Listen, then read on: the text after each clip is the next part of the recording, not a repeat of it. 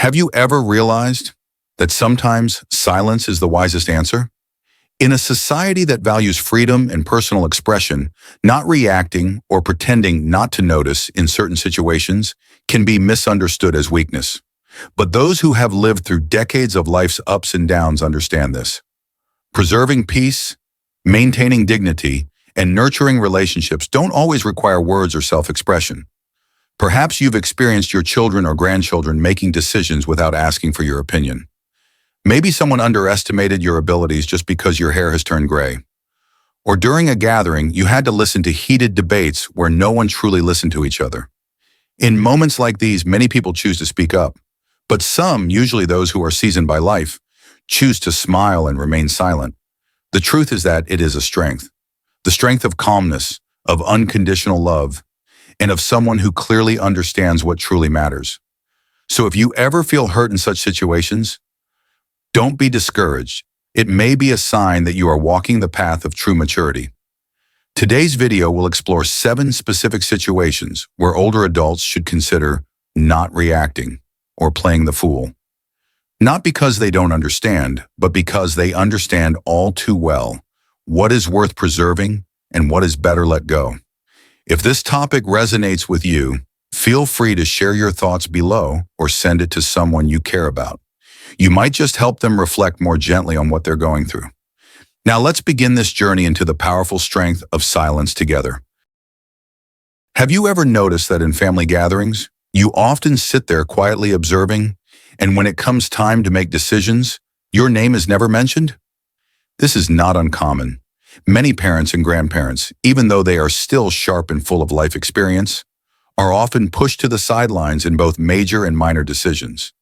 It could be about selling a house, moving to a new city, choosing a school for a grandchild, or even matters concerning your own care. When the people you love make all the decisions without asking for your input, the feelings of disappointment, being dismissed, or even hurt are very real. Why does this happen so often? Part of it stems from the shift in roles within the family. As children grow up and become financially independent, they begin to see themselves as the ones in control. Another part comes from the fast pace of modern life, where people want to make quick decisions and forget that asking elders for their opinions is not only a courtesy, but a sign of respect and intergenerational connection. But what matters most is not that they forgot to ask, but how you choose to respond when you notice it. You can choose to be angry, to blame them, or to create tension, but you can also choose to remain calm, to listen, and to observe what's really going on. Maybe your children didn't mean to exclude you. Maybe they thought asking you too much would be a bother. Or maybe they simply forgot that you too have a need to be heard. And in that very moment, when you choose patience over confrontation, you're preserving your dignity while creating an opportunity for deeper, more respectful reconnection. How do you do that? First, train yourself to observe without judgment. When you see a decision has been made without your involvement, instead of reacting immediately, acknowledge it inwardly and ask yourself, what are they thinking? Are they just in a hurry? Do they think I wouldn't want to be involved in this?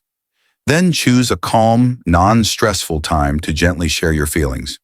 You might say, I've noticed that lately the family tends to make decisions without asking me. I'm not upset, but I think I'd feel more connected and loved if I could offer a bit of input. That sentence doesn't demand or accuse, but it's enough to make someone stop and reflect. If you're not used to speaking up like that, you can start with small actions, offering to help with planning, asking for more details, or gently sharing your opinion during gatherings. These small gestures will gradually remind others that you are still here and that you still matter. Believe that your patience and subtlety are valuable qualities, the kind that younger generations need to learn from, even if they haven't realized it yet. In the end, what you're protecting isn't just your voice, but family harmony, lasting values, and the deep bond between generations. The calmer and more grounded you are, the safer and more respectful others will feel when they listen to you. Start with one quiet moment of observation, then choose one heartfelt moment to share. Sometimes that's all it takes for your family to relearn how to communicate and appreciate one another. And when you feel ready, continue exploring the other situations, where wisdom lies not in speaking up, but in knowing when to simply listen. There are moments when you notice skeptical looks, unkind remarks, or condescending attitudes simply because of your age. Others may interrupt you while you're speaking or casually say something like, "You probably don't know about this," as if age limits your abilities. In such situations, the instinctive reaction is often to immediately prove them wrong. But is that really necessary? Instead of rushing to react, allow yourself to pause. Step back and see things from a gentler, broader perspective.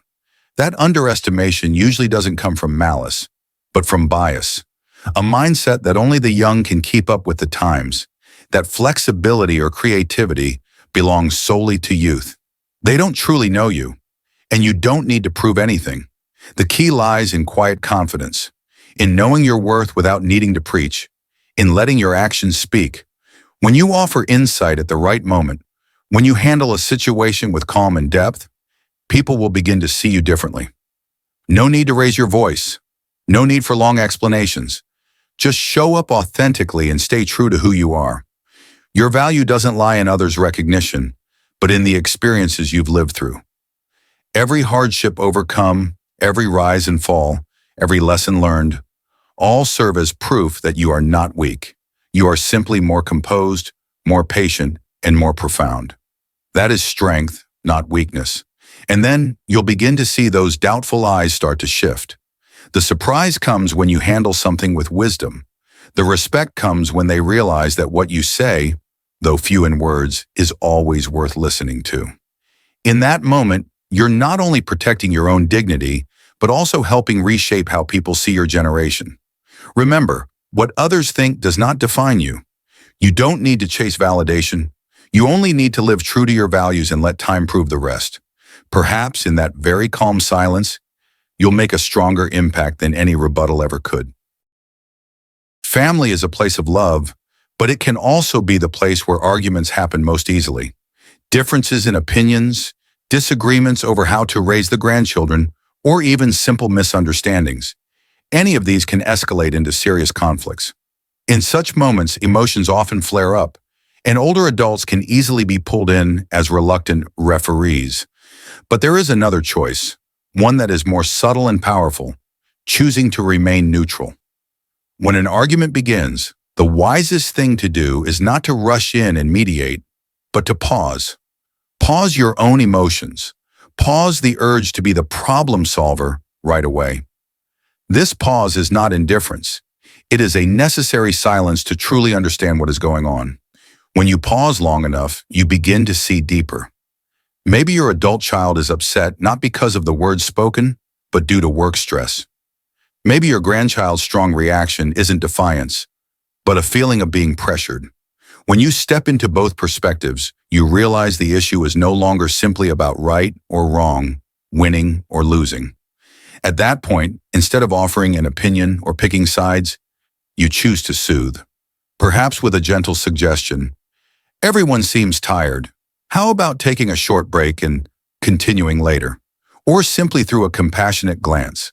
That might be enough to ease the tension, help people slow down, and remember that they're speaking with loved ones, not enemies.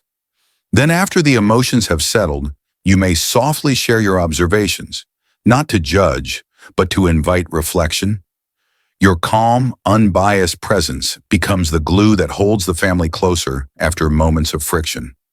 It not only helps resolve the issue at hand, but also builds a stronger foundation for future conversations.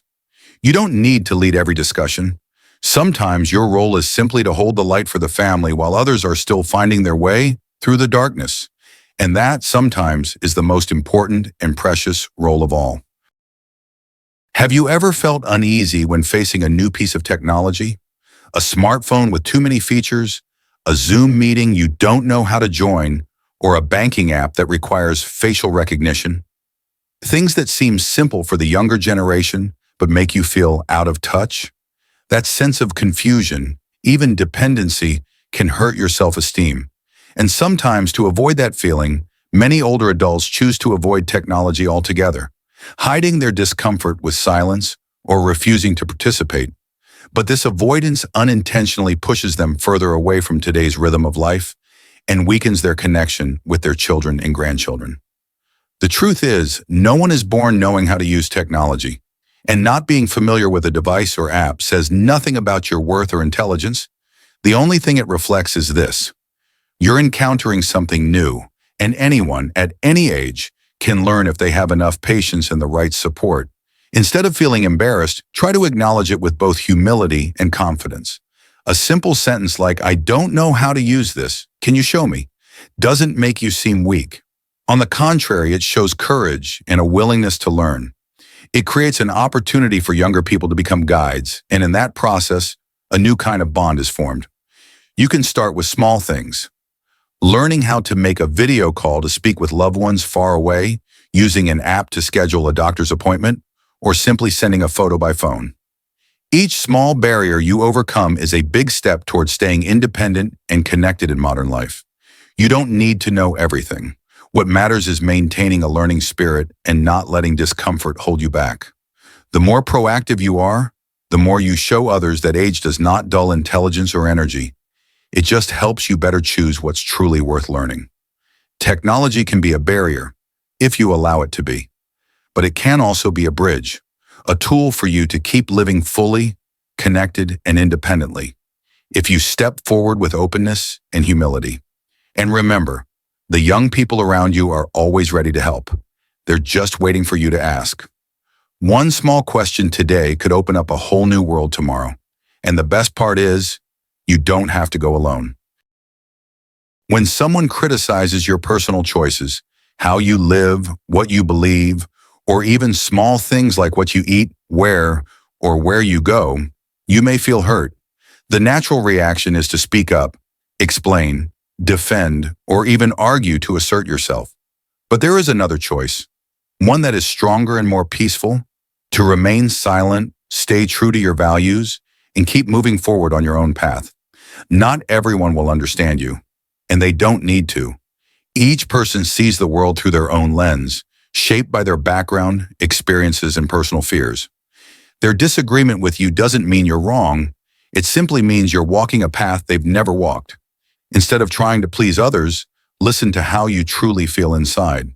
Are they saying this out of worry, out of misunderstanding, or because they themselves are dissatisfied with their own lives? When you understand where the criticism comes from, it feels less personal. You begin to clearly see the boundary between their opinion and my values, and then you return to the root. What truly matters to you? What brings you peace? Do your lifestyle, beliefs, and personal choices harm anyone? If not, then why change just to ease someone else's discomfort? From that grounded place, you keep moving forward, without declarations, without debates. You live your life your way, with the quiet confidence that those who truly care about you will eventually understand. And those who don't, that's okay too. Over time, the consistency in your actions and the calm in your demeanor will be the clearest response of all. And if someone does change their perspective, it will be because they chose to reflect, not because you forced them to agree. Living true to your values is an act of courage.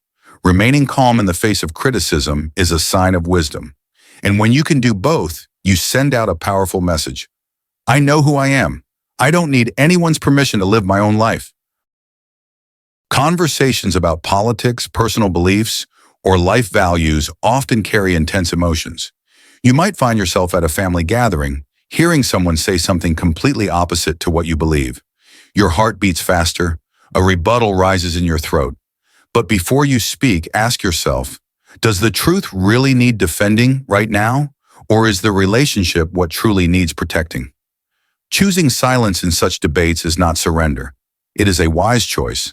Silence does not mean agreement. It is a way to preserve peace, to prevent relationships from breaking over things that cannot be changed through a few words. Observe what's happening. Often, people in debates are not truly listening to each other. They're trying to prove they're right. Arguments are launched not to understand, but to win. When you recognize this, you'll see. Joining in only escalates the situation, while stepping back helps calm things down.